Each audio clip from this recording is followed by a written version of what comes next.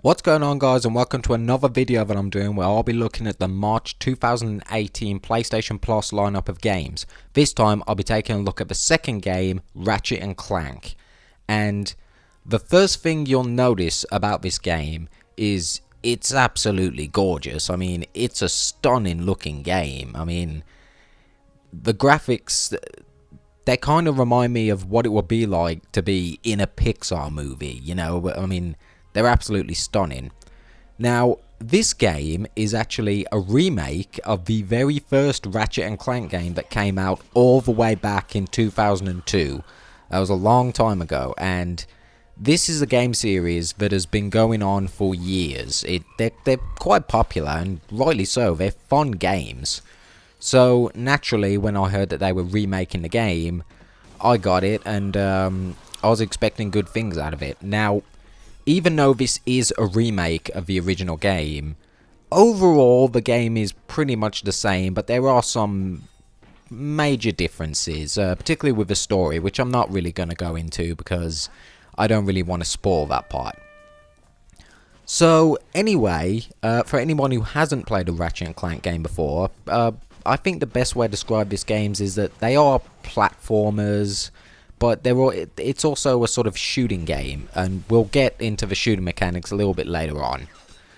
So, basically the whole idea of the game is that you travel from planet to planet, and you'll be given a set objective on each planet. But really, that's just the main objectives of a game. I mean, most people who play these games, you know, they play it just because they're fun. You know, it's very much a collectathon game. You know, there's tons of boxes scattered around, pretty much like Crash Bandicoot, I suppose. And you smash these boxes to get bolts, which is the game's equivalent to money. And you can use that stuff to upgrade your weapons and buy new armor and so on and so forth. Now, the original trilogy of games, Ratchet and Clank 1, 2, and 3, was released as part of a HD collection back in 2012 for the PlayStation 3. 2 years later, in 2014, they released that same collection for the PlayStation Vita, and it was part of the cross-play program as well. So if you bought the HD collection for PlayStation 3, you could download the Vita version absolutely free. But this only counted for digital sales. Obviously, if you went out and bought the boxed version, that wouldn't happen. But that collection was fun. I particularly enjoyed playing it on my Vita, playing the Ratchet and Clank games on the go. But one thing that I did notice when I went back to those games is that the controls didn't really handle the best. The controls definitely didn't age well. That isn't the problem with this game. They've definitely updated the controls, and they definitely feel a lot more responsive and a lot more up to date. So one of the major sort of selling points about the Ratchet and Clank game is the weapons. There's so many different weapons, and they are all kind of silly, I suppose. You got your standard ones, your pistol, shotgun, here you got an assault rifle. You've got some bombs to throw, rocket launchers, flamethrowers, and so on and so forth. But they're all kind of silly. I mean, this is a cartoony game, I suppose you could say. My personal favourite weapon is this Groovitron bomb right here. And whenever you throw it, it just stops the enemies and makes them dance. And this works against every single enemy in the game. So you can freeze them and then just take pop shots at them with whatever weapon you feel like. It's absolutely brilliant. I love it. And that pretty much sums up the entire tone of this game. It's just fun. It's not supposed to be taken seriously. Probably my second favourite weapon is the Goldenator.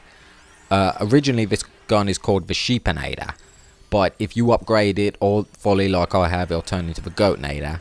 And basically it's an unlimited ammo weapon, and you fire it and you can turn your enemies into animals, like this goat right here. It's really fun, it's really silly, it's not supposed to be taken seriously. There are different things you can do in the game, like for example you can take part in these hoverboard races, which, I gotta be honest, they're not the best. The controls are very stiff and clunky, and Whereas I think something like this was probably point of the game to be sort of like a fun side objective, I think it really isn't very fun at all. I think this is something you gotta do just if you want to get more bolts, or even if you're after all the trophies. There is a trophy for doing all of them and doing the course in a certain amount of time. But again, it's not for me. It's just not that fun, in my opinion. But there are other side things you can do as well. Like, in certain missions you can fly a ship, and you can have sort of like dogfight aerial missions in there, which are quite fun. So anyway, like I said about how you go to different planets, one thing that I really liked, and this is what I've loved in all the Ratchet and Clank games, is that all the planets are so different, they're so varied.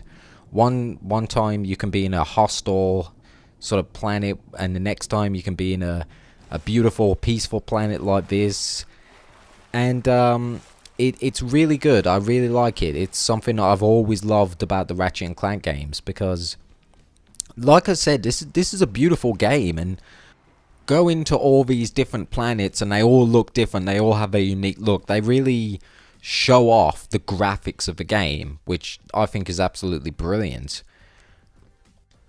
So every time you use a weapon, you can level it up. The more you use it, essentially the stronger it becomes, which does encourage you to sort of constantly switch between your arsenal as opposed to just picking a gun and sticking to it. So that's really good. There are certain points in the game where you can split up and you can send Clank on his own. And these, whereas the Ratchet parts of the game are more action-based, the Clank parts of the game are more puzzle-based.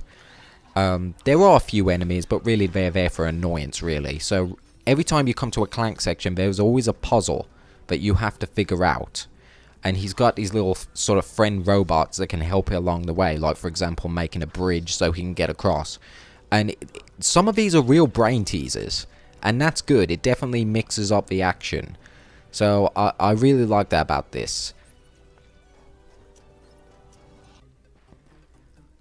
A couple other features. This is something that's been in every single one of the Ratchet and Clank games, the grind railing, where you can jump on a railing and Ratchet will automatically grind across it, and it sort of acts like an obstacle course. You're sort of along for the ride, and you have to jump over the pits, and sometimes you have to jump between rails, and sometimes there'll be obstacles in your path that you either have to jump over or hit out of your way. And it's something that's been in every single Ratchet and Clank game, and for good reason. You know, they're fun to do. They're not too hard, but they're fun to do.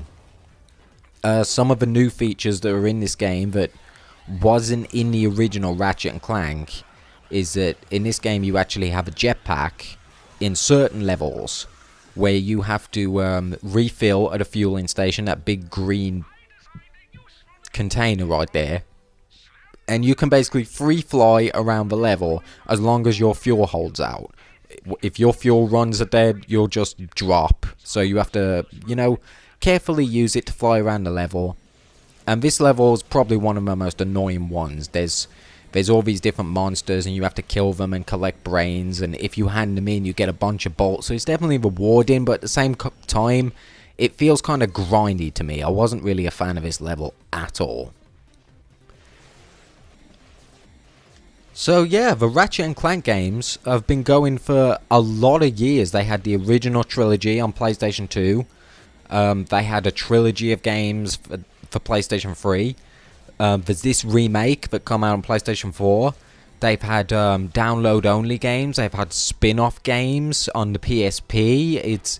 This is a series that's been going on for a long time. It's got a very huge fan base, and for good reason. Like I said, these are genuinely fun games. Some people may be put off by the sort of cartoony graphics, but to these people who say, oh, look at those graphics, this is clearly a kid's game. I'd say, no, it's not a kid's game. It's a fun game, and I think there's a huge difference between the two. It's just light-hearted fun.